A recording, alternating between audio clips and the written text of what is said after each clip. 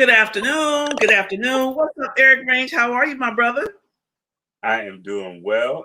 It's Friday as usual, one of my favorite days of the week, also one of my busiest days of the week. But Canna Talk is such a highlight of my week, just to be able to spend some time with you, and we bring on, I think, some of the most amazing guests in the industry. So, I feel like this is always one of the highlights of my week. So excited for the conversation today.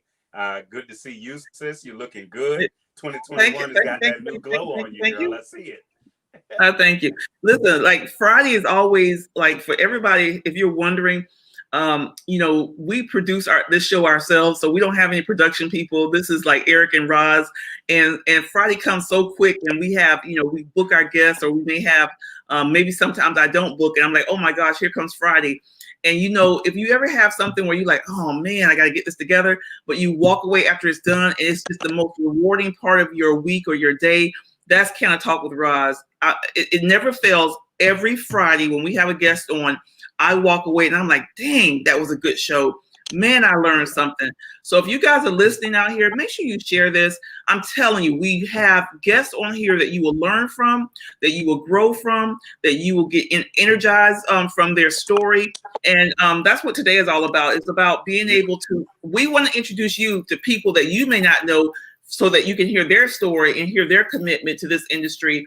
And today is just that person, right, Eric? And be inspired by it. Yeah, I mean, the other thing, one of the reasons why I've gotten while Fridays are so exciting for me and being on Canna Talk and everything, Roz, through the years, we've been doing the show now, almost 2 years? Almost 2 years.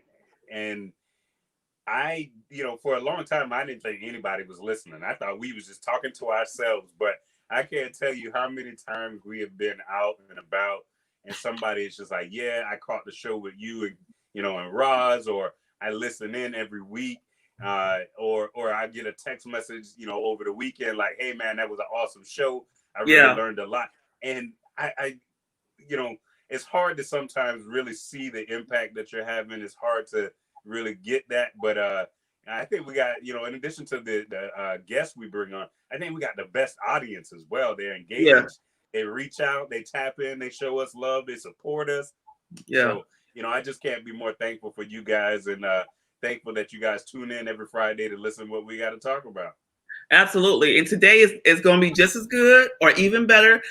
Today we have, this industry is growing. And I just got off of a Clubhouse. And, for all those who don't know, Clubhouse is this new phenomenon social media app that just has lots of great conversation, not only on cannabis, but just a variety of different issues and different subjects. But I was with Deborah Borkart, and she is with Green Market Report, and they were talking about just cannabis stocks and companies and mergers and acquisitions and what these big companies are doing. And we talked about also their commitment to social equity and diversity and inclusion.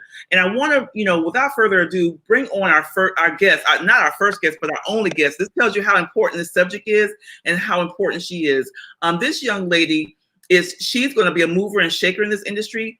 She's someone that has passion. She has commitment. She's working with one of the largest multi-state operators in the country. Without further ado, please let me introduce you to Mykel Selph.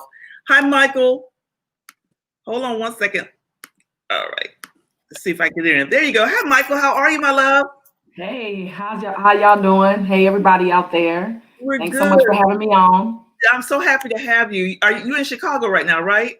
I am in Chicago. It's cold. It's cold. Period. It's warm for Chicago, but it's still cold. Chicago. It's Chicago. So first and foremost, this young lady has the most unique name that, one I've seen in a long time. I get off on my Roz McCarthy, but such a unique name, such a great personality. I have been so lucky to put her in my sister circle. But she is currently the VP of the seed program with Cresco Labs. And I just want you, Mykel, tell everybody a little bit about yourself. They know that you're in Chicago, but, tell them a little bit about your background, maybe prior to cannabis and how you got into this space. Yeah, I think it was, things happen how they're supposed to. So I want to say it was kind of an accident, but I don't, doing social equity work in the cannabis industry certainly isn't, a coincidence in my career path. I started my career in mental health. So my educational background and my core interests, as far as professionally, is mental health. So fresh out of college, I started working with boys that were court ordered to residential treatment, residential substance use and abuse treatment. And then my career in mental health just moved from there. I work with kids with behavioral challenges in schools. I work with adults in the public health system and community mental health, and I work with those adults that have severe mental health disorders. And then I moved into working with the homeless population and working with people that are either at risk for homelessness and I also worked in a homeless shelter. You're exposed to a lot of different organizations and industries that are trying to help people because you're interacting with them for the purposes of getting them out on their own, making sure that they can exercise their own agency. And so in my work with the homeless population, I started working with the detention center. I remember there was a girl in the shelter that had some legal issues, and I became interested in juvenile detention. So I went and worked for the Juvenile Temporary Detention Center here in Chicago, which is, the largest freestanding detention center in the country. And I was there in charge of developing programming for girls. So that's where I really first got started in my professional career in developing programs for throughout the community for vulnerable populations. And then from there, I started doing programming and training on behalf of LGBTQ plus youth in the juvenile justice system. And based on my work at the Juvenile Detention Center with that population and the change in federal laws, the Prison Rape Elimination Act, I was able to start doing training and consulting with not just juvenile detention, but prisons and jails. And then I started consulting throughout the country. So I've been in quite a few prisons, jails, and juvenile facilities all over the United States. I did executive coaching, I did training, policy writing, I did program development. And then from there, that's kind of how I got more immersed into the world of social justice. So I did some more consulting at the federal level with the Department of Justice. I moved back here to Chicago, so I did a lot of that work living in Washington D.C. in the Sure. D.C. area, the DMV. Sure.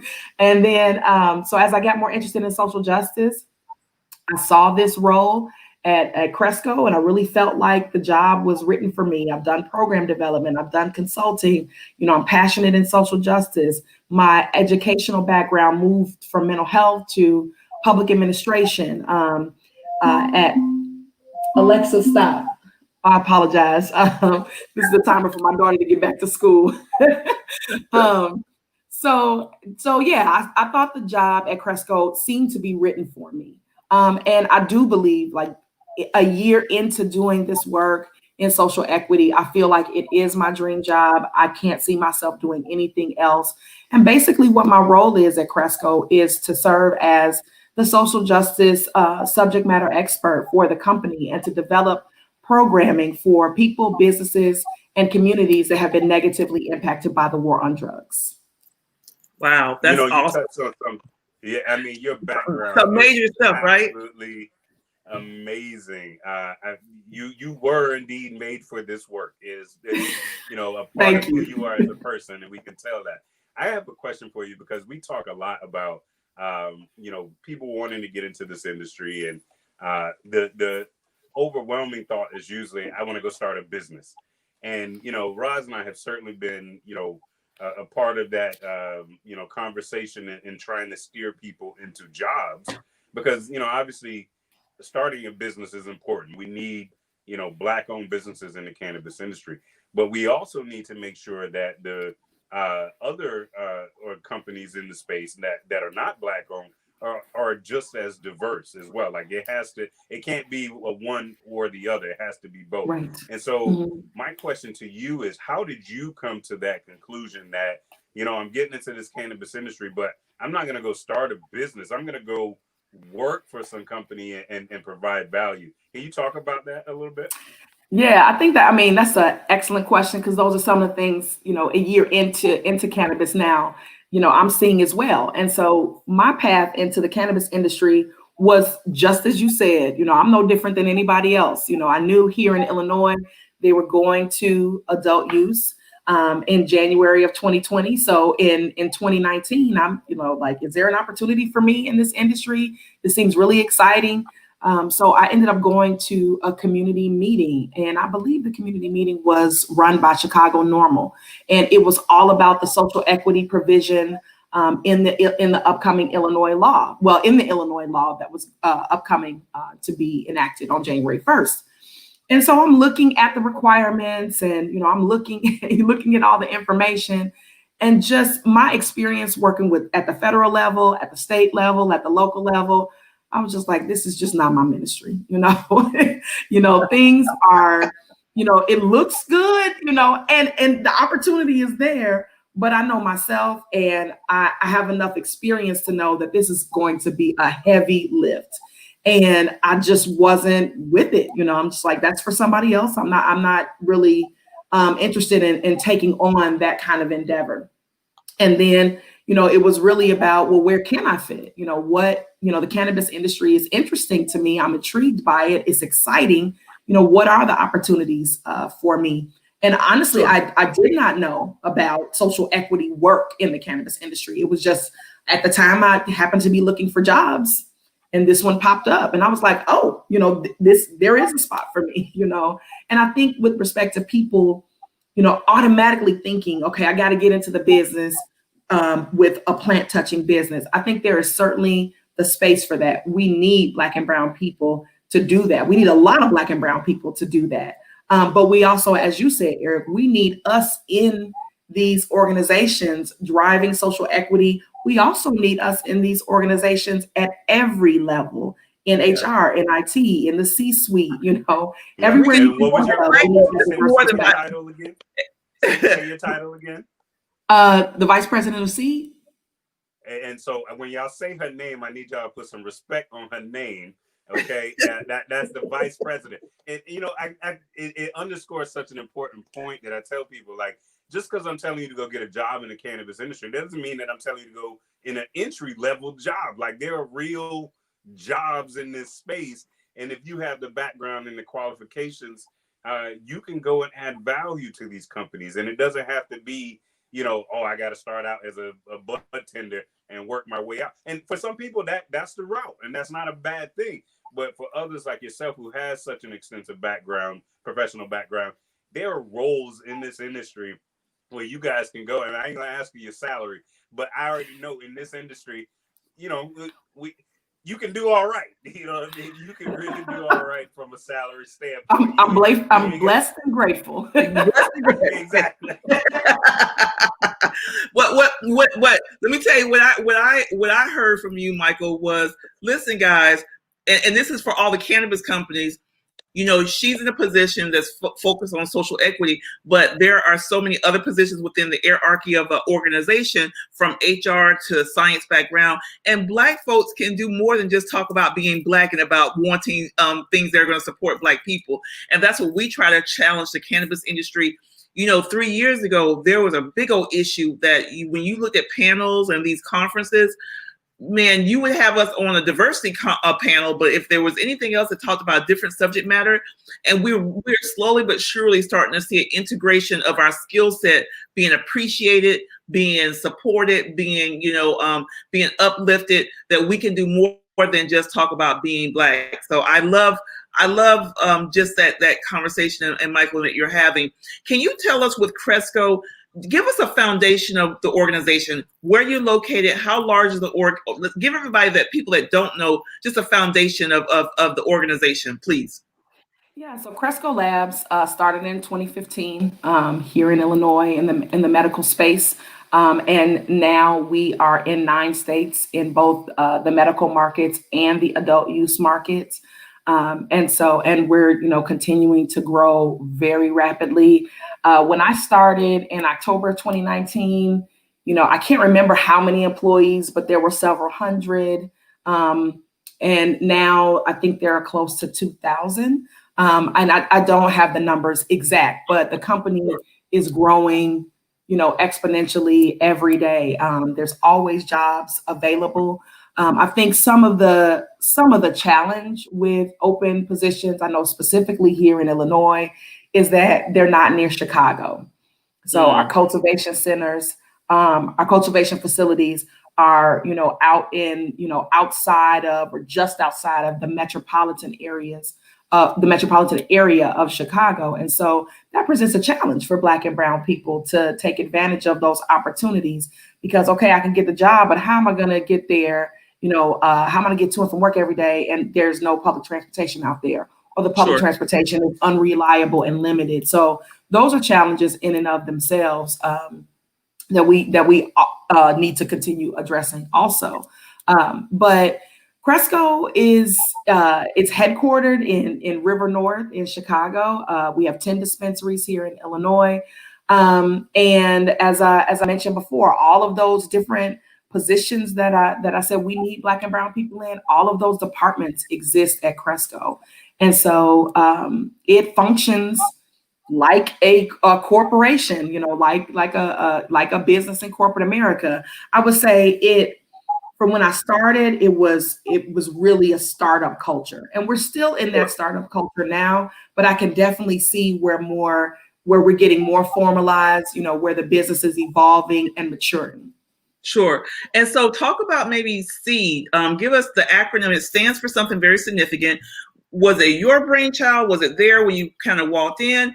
And from a I guess from an ideal or a concept, or like, with your department, is there just you, or like kind of where when you walked into those shoes, what were you thinking and as to how to really facilitate the goals of the program? So SEED stands for Social Equity and Educational Development. I think it's such a cool, acronym, and, it's really catchy because it's cannabis and it's a plan and we got seed, that type of stuff.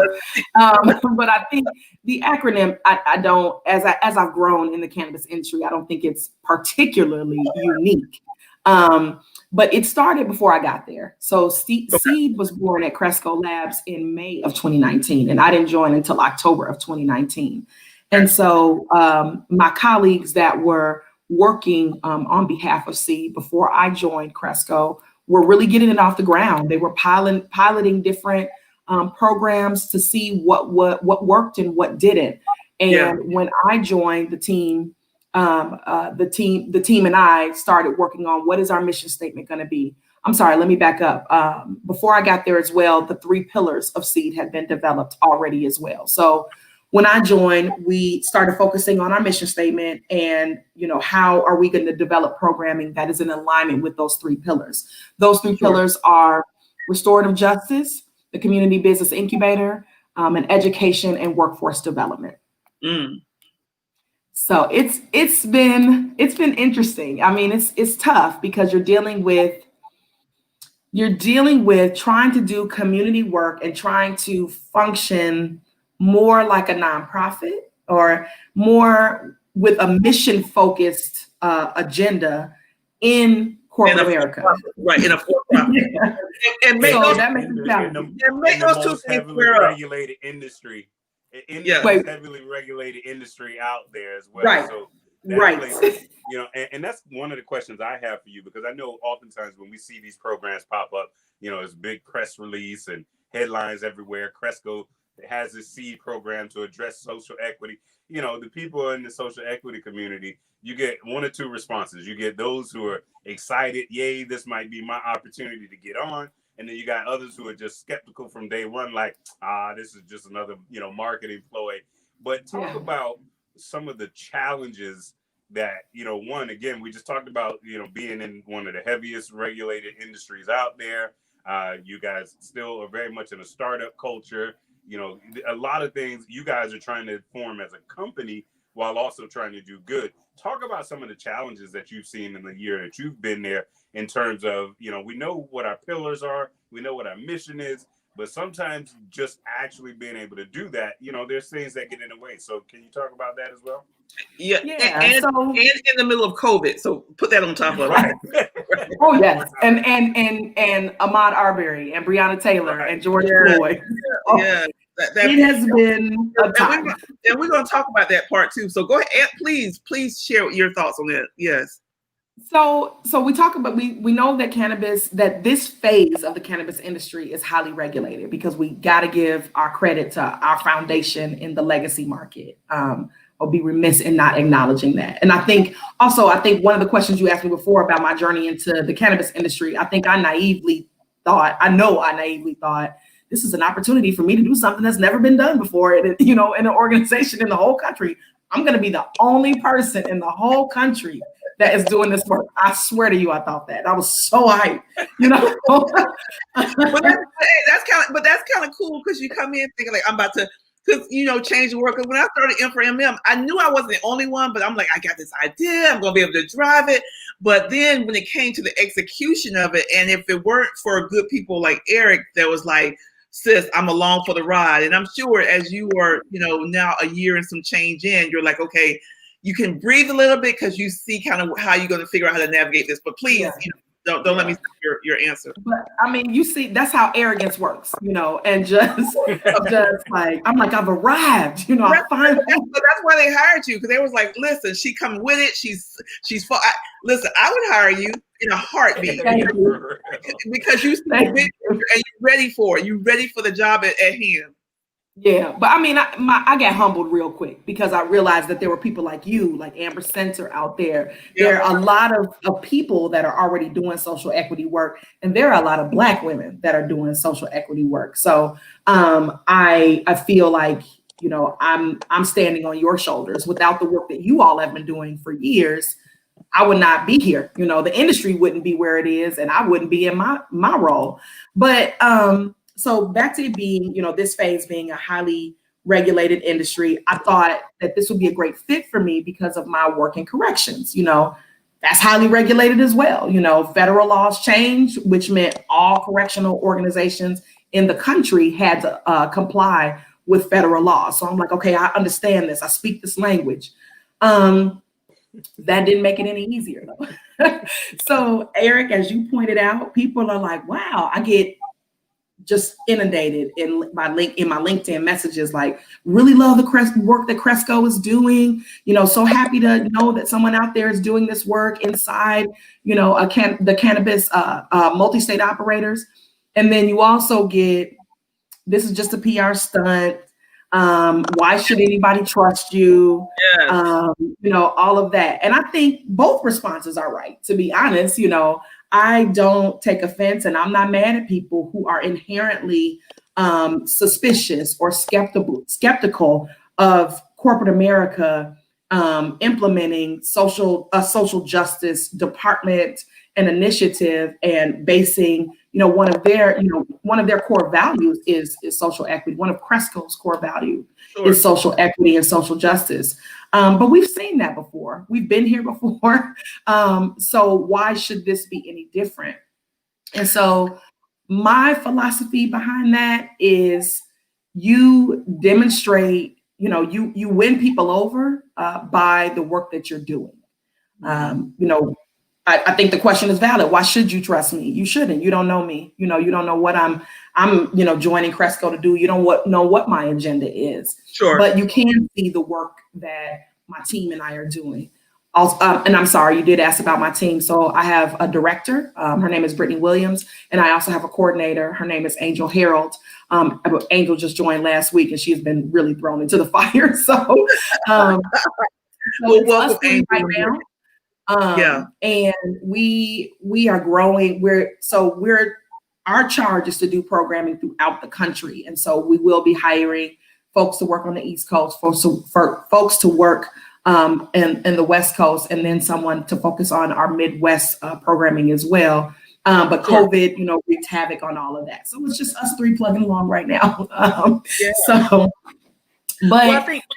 I think one of the things, that is really interesting is the fact that, and we have to make sure, this is why Cresco and was one of our nominees for Diversity and Inclusion Trailblazer of the Year Award with with M4MM, because I try to set the stage that, you know, the work that you want to see, it doesn't happen like in one fell swoop overnight. You really have to set a foundation.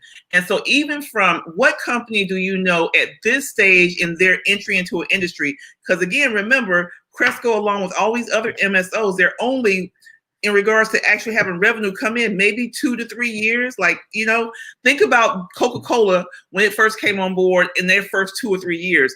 A conversation about social equity, diversity, and include, that was never happening. So I guess I live in an area or in a realm of hope and enthusiasm of grateful that the organization is making a financial commitment just to put the people in place in order to deliver on the promise of wanting to get, you know, there's one thing when you go, I'm going to do all this stuff, and you go, well, how are you going to do it? Who's the people behind it? So, I mean, I don't know if you want to talk about, like, you know, things that you guys kind of talked about, the program that you were doing in Illinois, that kind of got hammered, but you guys has even started, yeah, right, that part. But if you want to share, like, maybe some, I don't want to, like, I want you to share things that you've done or ideas, but not, and I don't want you to be able, things that you can divulge right now. But I thought the program that you guys were setting up for Illinois, it could have easily been modeled. It got hampered because of some situation out of your control. But talk a little bit about that as well. I think it's very unique and very special, and it's something that could be modeled throughout the country. Yeah. What you said as far as Cresco making this commitment, this, you know, you care about what you put your money behind, you know, that's how you can tell what a company cares about. Sure. And so the investment that Cresco has made, I think, is impressive and it's notable. But it's not the only thing. You know, it's like, okay, you've made this investment, you have a team, you know, you're making the commitment to grow this team, but the team now has to perform, and Cresco has to maintain that value, you know, throughout its work. And so it can't just be the seed team that cares about social justice and racial equity. It has to be the entire company that cares about social justice and racial equity. And so, I think we're moving there. So some of the things that we've done, the program that you're talking about is our community business incubator. And so what we did here in Illinois is we ran 2 phase 1 incubators to focus on helping people who would qualify as the state of Illinois outlines as social equity applicants. And so there's guidelines that the state has set. And so you had to demonstrate that you met those guidelines in order to be eligible to enter our incubator. And so we did an incubator for the dispensary licenses that were due to the state. The application was due to the state on January 2nd of 2020. And then we did an incubator for the craft grow infuser transportation application process. And we really just focused on the craft grow because there were some laws. There were some comments made by the state that said, you know, if you have a craft grow, if you earn a craft grow license, you can also infuse. And so those were the people that were interested. So they just put in craft grow applications as opposed to both. And so that was due, I want to say, in March of 2020, and they got extended. And so we worked with, between the two, we worked with about 50 businesses between both incubators. We provided them with a $2,500 grant to submit their application. That was the application fee for social equity applicants. And then the incubators consisted of our legal team really leading the way in helping our legal team, the people who write our applications. They led the way to help people write their applications. The incubator participants wrote their own applications, but our legal team walked them through each exhibit. They presented them with an outline. They presented them with drafts so folks can know how to write it, what type of information that they can include, how to differentiate their application among the thousands of other applications that the state is going to receive and review. And then involved in that process, our legal team would assign incubator participants a few exhibits at a time. And then they would collect the drafts from the incubator participants, provide comments and feedback. And then it was an iterative process until it was time to finalize the application and turn it in. So it was pretty intense. Our legal team provided hundreds of hours. And our legal team, that's not what they applied to work at Cresco to do. So they were doing this volunteer because they were still doing Cresco's business at the same time. In addition to that, we allowed our incubator participants to network with our IT team, our security team, our manufacturing team, our food and beverage team, any subject matter expert, any information that you needed to write that application. We brought the people in at Cresco that are already doing that work that could inform that process for incubator participants. So that was a huge success. We got people to the finish line, got their applications written. Do you know out of everybody who came through the incubator program, how many people actually either ended up partnering together or actually ended up submitting their application? Was it all 50 people that came through that got granted? Yeah. So in the original incubator for dispensary, we allowed people to submit up to 10 applications per group. Yeah. So you can write one application based on each region. And you had to pay $2,500 for each region. Right. So we submitted 55 checks. So there were, about 40. I don't quote me on the specific number of people that started and finished it, but it was around between 35 and 40 groups that finished. And then between those groups, some of them did 3 applications. There were 2 groups who submitted 10 applications. And then all 8 of the craft grow applicants, submitted their applications. Sure, that's awesome.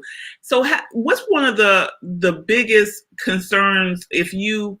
And I know from my perspective what I think is the biggest concern, but it's afterwards. If they, we know the state of Illinois it's been some hiccups, and so maybe you could share with everybody where Illinois is now and why there's been hiccups and why people are kind of in a proverbial hold pattern right now.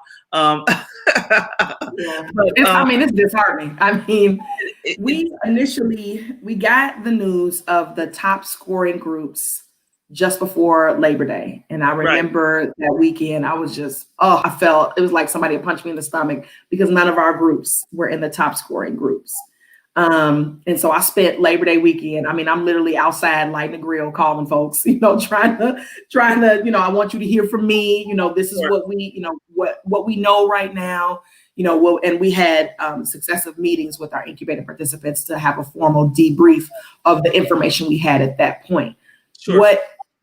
From my understanding, the groups that were in the top scoring groups got a perfect score.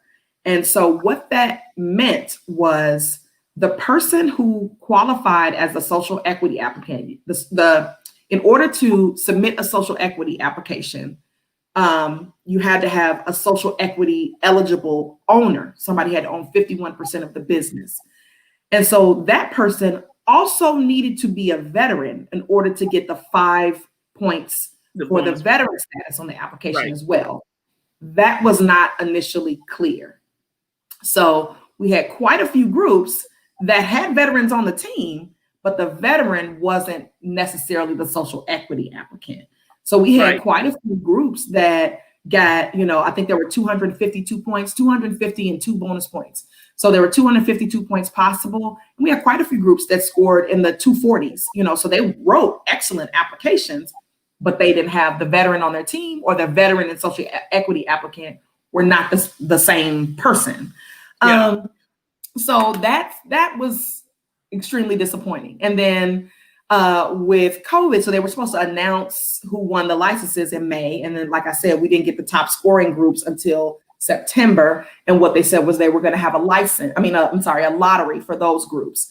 So everybody was up in arms about that. There's lawsuits flying around, about what's unfair because there was discrepancy in scoring. There are people who lived in a disproportionately impacted area. So that was one of the qualifications for social equity. They lived in those areas their whole life, but then they got back that they didn't live, they didn't qualify as an Illinois resident, or they didn't qualify as a social equity applicant. So you lost major points with respect to that. So it was like those discrepancies with the application process. So that's why folks are upset and feel like, that justice has not been done here. And just recently, just this week, there was legislation on the table to try to have another lottery and decrease the threshold from a perfect score to, I want to say 85%. And that didn't go through. I don't think the bill was voted on. So we're still in the same boat. We're still with the top scoring groups. They'll have that lottery. And the main issue out of all of this is that we are in the middle of a pandemic. People are hurting like they've never hurt before. Black and brown people, if the country's hurting, Black and brown people are hurting that much more. And you have folks out there that are hopeful because they wrote these applications and they see this opportunity for themselves and their families and their communities. And they don't have any resolution. They wrote an application. They don't, there's no opportunity at this point. Maybe things will change, in a new legislative session, but, we got cannabis rolling in Illinois, but we don't have any Black and brown owned plant touching businesses. It reminds me so much of Florida. I think Roz and I learned such a valuable lesson here in Florida in 2017 when, our legislator put in a set aside license for a Black farmer. At the time, we were kind of like leading the country in this thought process. And here we are in 2021, and that license still has yet to be awarded. Like you said, it crushes people's dreams of getting into this industry. People have been in a holding pattern. My question to you, you guys work with these folks in the incubator prior to, what type of support do you guys provide them during this holding pattern? I don't know if any of the applicants had to, put any money down for real estate, or if they're still paying on that. Do you guys support them in that way? And then my other question is in regards to the policy side of this. Do you guys as a company also do anything from a lobbying and advocating standpoint to try to help move the needle on that side of it as well? Because we all know that a large part of the bottleneck really begins and ends with, the policy and the legislators. So if you could speak to that. Yeah. So I want to say, that my leadership, I work in the public affairs department at Cresco. And so in that department is also the government affairs team. And so my leadership in public affairs and the government affairs team were working tirelessly from last week until the very last minute on Wednesday to try to push that legislation through. It was not only my leadership, there was in our government affairs team, there were also community organizations that were also working tirelessly as well. So I don't want to discount what they, the efforts and the hard work that they did. But as far as Cresco, because the question is, what is Cresco doing? Y'all just sitting over there, with y'all licenses. What are y'all doing to help us? Cresco is also involved in that process as well. And so all of us, we have our departmental management meeting on Thursday morning, and we're all looking, like we just lost our dog because it didn't go through. And so, like I said, our team at Cresco, spent a lot of sleepless nights trying to get this to happen, and also, sacrificing some of the things that Cresco as a company would have liked to have seen happen. They sacrificed that in order to get legislation to the floor for social equity applicants. I think that's a really important thing to note. And then the C team, we spent time calling folks, just letting them know this is what we're doing, this is what's happening, and what we want you to know that we're fighting on your behalf. We're not just here to help you through the application process, but we are continuing to fight on your behalf. As part of the incubator, I think this gets to the second part of your question, Eric. As part of the incubator, we agreed that folks that earned a license or that won a license through the state, we would incubate them again from license to operations. And included in that incubation is $100,000 grant as well. I think, I don't know if it's a grant, so don't let me misspeak on that. But we will be giving them $100,000 to help get started. But involved in that is capital nonetheless. Yes, helping them, giving them access to our networks to help raise capital, real estate, all of those very complicated, very expensive, very daunting things go from operations to getting your doors open, because we got you, we helped, with the application. That's great. But as we sit right now, that was nice, but that didn't really help a whole lot. We didn't really have an impact on people's lives in the long term. And then if you win a license, now it's the hard part begins. The application, as difficult as it is the easy part. How do you get yourself open in this highly regulated phase of this industry? So that is the support that we do plan to provide for incubator participants, should they be awarded a license. And with respect to craft grow, the jury's still out on that. The state has not announced who won those licenses either. So one thing I do want to mention, folks will say, yes, well, of course you incubated people. Of course you'll help, people once they get their license because the state requires you to. True. The state requires us to incubate one business per license. So for Cresco, that would be 12 businesses. And my previous statement was we incubated almost 50 businesses. Right. So I just want to make sure that folks know, that we, we are. It also goes beyond just the fact that y'all incubated people. I hear, and I've heard several times in your responses, this is more than just checking that box, doing what you're required to do.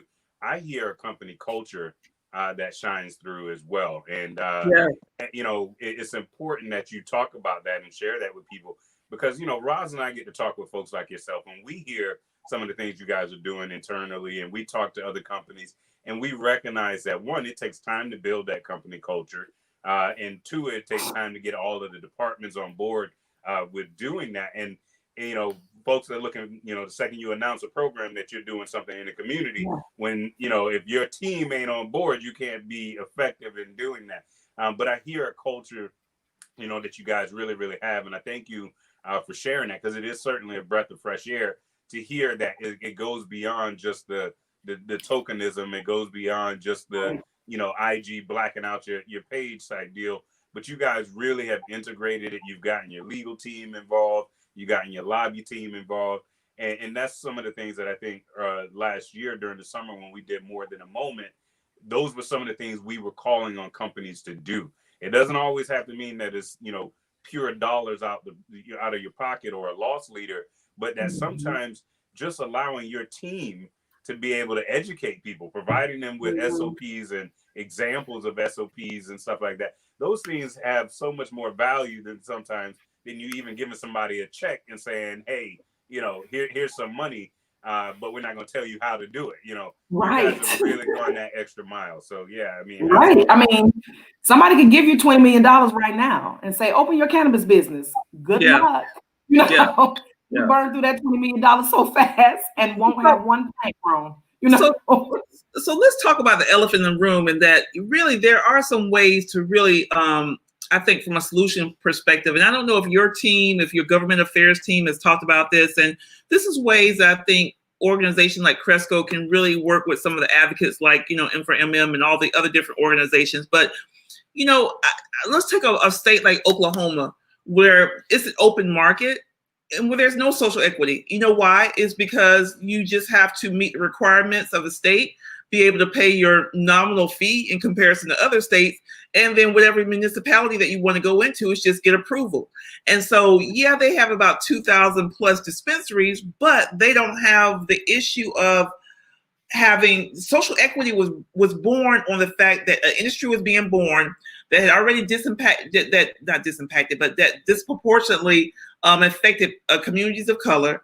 And these same communities were being ostracized or not let in from a business perspective. And I think, I don't know, I would love to get your take on this. I think there's a number issue. The state of Illinois is only allotted for 75 licenses, and from statutory perspective, right?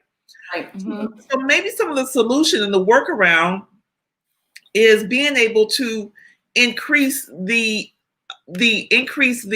number of opportunities. So let's go from a 75 to a, from a to a 275. You end up opening up the market some more. The state of Missouri actually did something that I thought was really smart. Missouri did it based upon congressional districts. So their medical program is based on, there's 8 congressional districts in the state of Missouri, and they outlined that every congressional district would have at least 25 dispensaries. And so if we take the outline of the map, of the cannabis map that was created, maybe instead of having just concentrated 45 in one area, really increase the total amount of the numbers and then spread that out so that you then open up the opportunity more to get more people in the door. I don't know. And I always have my thing about every 10 applications going out.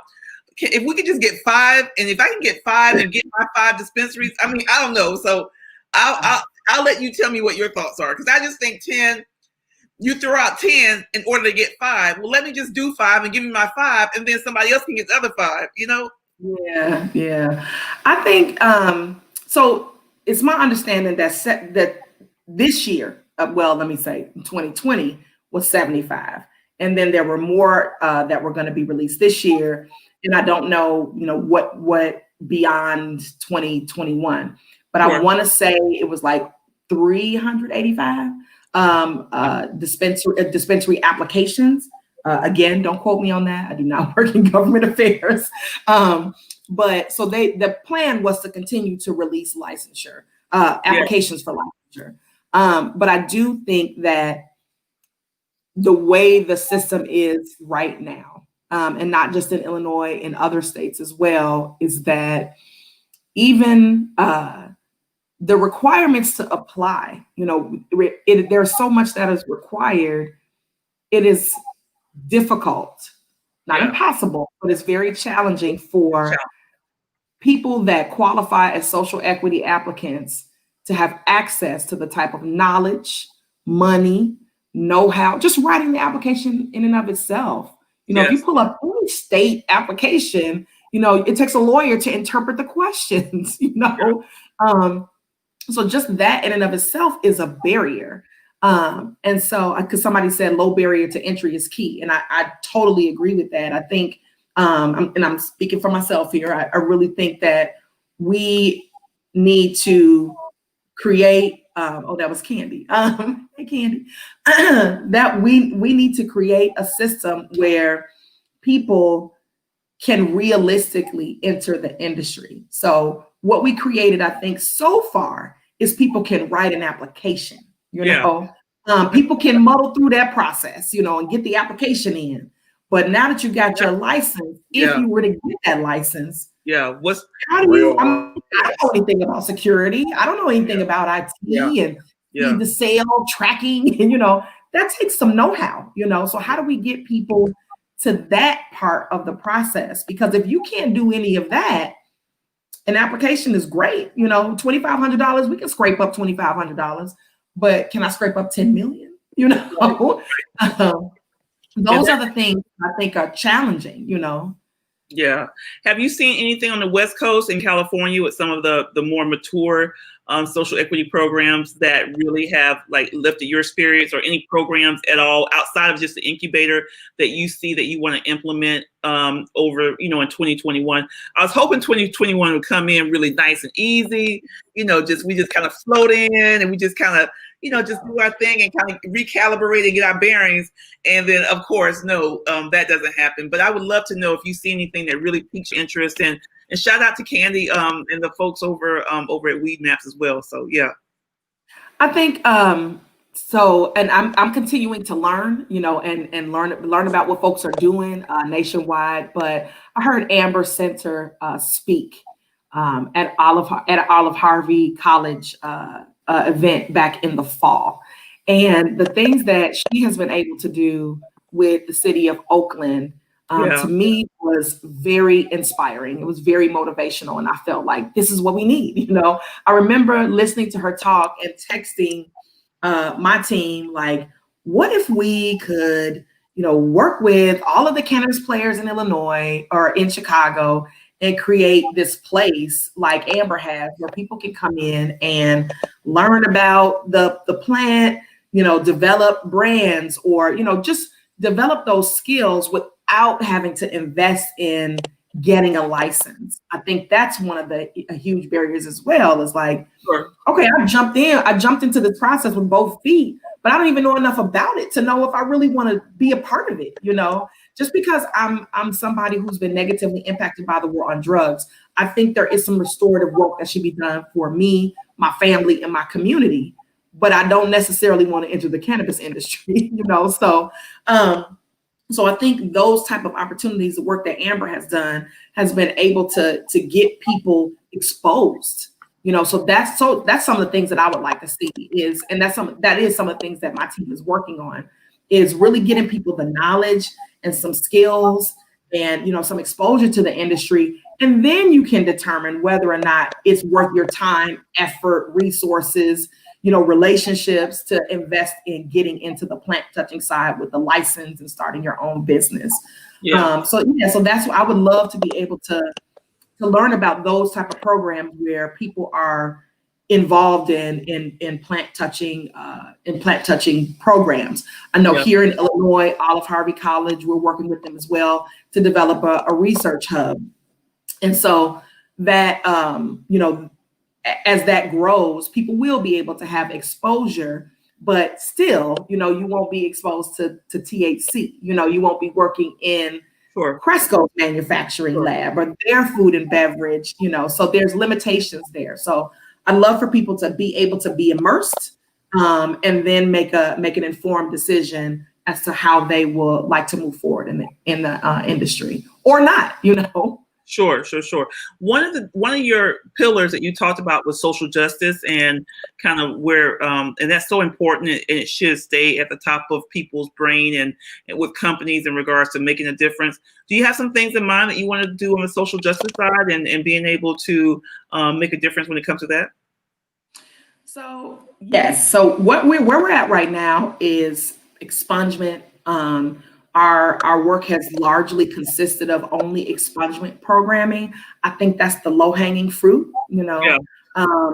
People should not be still incarcerated with cannabis offenses while people are thriving, in cannabis businesses right now, legally. And then if you did have, that on your record, there are barriers to entry into the industry. So if I have a cannabis record, then I may or may not, or it makes it more difficult for me to work for a cannabis company because of the background check and the badging process. And that seems to be kind of the antithesis of social justice and restorative justice. Yeah. So we've been doing expungement. We've done some expungement programming in California, in Illinois here with Cabrini Green Legal Aid, or CGLA. Shout out to CGLA. They give justice a voice. We've worked with the Institute for Community Justice in Philadelphia as well. And I just spoke with Denavia Moje. I hope I'm pronouncing her last name correctly. To get into Michigan and do some expungement work. She's doing great work with the Black and Brown Cannabis Guild. And so that's kind of, when we talk about expungement and social justice, it's really important that our approach not feed into the nonprofit industrial complex, not be paternalistic, and not be white savior-ish. Cannot be. And what that means is we approach community organizations and listen. Yes. What are your needs? What are your gaps? What do you need help with? And how can Cresco and your organization partner to help fulfill your need instead of trying to fulfill and us trying to tell you what you need. Right, exactly. I think that is such a key approach to the work that you're doing. And that's one of the things that we've tried to share with organizations who want to do this work. And I've had some organizations come to me and outright, they're like, listen, we believe in it. We want to do this, but we'll just be honest. We're a group of white guys. We don't feel comfortable going into these communities. And I said, well, you should feel comfortable, but what you have to do is change your mindset. Instead of when you approach those communities going in, like, here are the answers, here are the solutions, go in to find out what are the problems and how can we work together to identify solutions and answers to those Yeah. problems. So, Mhm. Do you Yeah, think? listen first. Listen first. You got to listen first. I mean, Yeah. because like you said, Roz, anybody can write a check, Yeah. but is this check going to be targeted at really making an impact Yeah. on the community? Is it going to be really meeting the needs of the community, or is it writing a check for writing a check's sake? You know, I think so I think something really interesting, and this is something that I want to explore with M4MM and maybe some of the large MSOs that have made those financial commitments are looking at individuals that have been most harmed, that have been either incarcerated. I mean, instead of always trying to push people into a cannabis business, maybe it's being able to support their field of dreams is outside of cannabis. So if they want to start a lawn service business, like giving them the tools to get that business up and going. So we really identify individuals that have been most harmed, but we put them into a situation that they are really going to just really take off and do well in. And also the barriers for opportunity, is so much lower than the cannabis side. And I think it's more realistic as well. I don't know your thoughts on something like that, Eric. I saw you clapping, so yes, that part. that part. Go ahead. I'll let Mykel speak, and then I'll chime in after. And well, guys, I mean, I think we're all in agreement. Yeah. We need that, and yes, that is definitely where our conversations and our programming is going. Now, being a cannabis company, we our first effort is with cannabis. So let me back up. So during the summer, when the world changed, when we started living in the midst of like a awakening of a new civil rights movement, the team sat down and was like, okay, the world is awake, and we are awake as well. And what are we going to do to be responsive to people's level of knowledge and be accountable as a company that has privilege and takes up a lot of space in the industry? And so where we landed with that is, we started with, okay, we're focusing on racial justice or racial injustice, and we need more Black and brown people in this space. Excuse me. But where we ended up is, it's not just racial justice, it's the intersection of racial justice and economic justice. And that is not the only economic justice. It does not end or begin with the cannabis industry. And so our future programming is focused on whatever we do in any of those three pillars. We need to leave people with something tangible that they can then go and exercise their own agency, whether it be in the cannabis industry, or whether it be in whatever industry that they want to get into. So, for example, in our incubator, we talked about helping people write their application. Okay, great. What we noticed in the incubator is, like, people are entering this process and don't have enough knowledge about the cannabis industry, don't have enough knowledge about state applications and the licensing process and the Illinois Department of Financial and Professional Regulation. So we'd like to, in the future, in 2021, focus our programming on getting people exposure to that. So even though our information will be cannabis focused, you still will walk away from that program like, okay, I may not want to enter the cannabis industry based on my participation in this program, but I now know how to seek out those state agencies, because those state agencies that give the cannabis licenses give licenses for, barbers, for cosmetologists. I had a nail tech license, therapists. All of those different licenses are run by the same agency. So you've been able to learn that process and know how to seek out those people and those applications just by interacting with our programming that we would like to put forth in 2021. So I think that's key, is like, okay, we can give you tools and resources, but how are you able to use them when you're done interacting with us? And it should not only be just in the cannabis industry. Yeah, one of the things my comment, and the reason why I clapped as well, is I think if the idea is that with social equity, we only are steering people into the cannabis industry, then we're missing a lot of what we should have been listening to, in the beginning, instead of just coming to the table with solutions. Absolutely, as a cannabis company, you have jobs to fill. So, and you have say over who gets those jobs. So you absolutely should be doing what you can to let people know, hey, there's opportunities here for you. However, if you are truly recognizing that people who have been harmed by the war on drugs are actively living through trauma, I mean, actively living Right. through a traumatic experience of being arrested and incarcerated for this, the time that they've spent in incarceration, and so on. Hell, this might not be the industry I want to come into. This Yes. industry is what ruined my life if if I'm one of those people. So you have to recognize that trauma and recognize that somebody, who was arrested for this when they were in the legacy market may want nothing to do with this industry. That doesn't mean they're not owed a huge debt by the system, but that debt can be repaid in other ways and helping them to get a clean slate and get Right. themselves back on square footing. And like you said, practice their own agency. And it can't just be that we're sending them into the same industry that has caused so much turmoil. If that's their choice, that's great. But you know what I mean? Right. If it's not, we should certainly be looking to find ways to pour into them and say, hey, listen, we as a society, as an industry, we recognize that we cause damage not just to you, but to your family and to your community. And here's our plan to be able to restore that.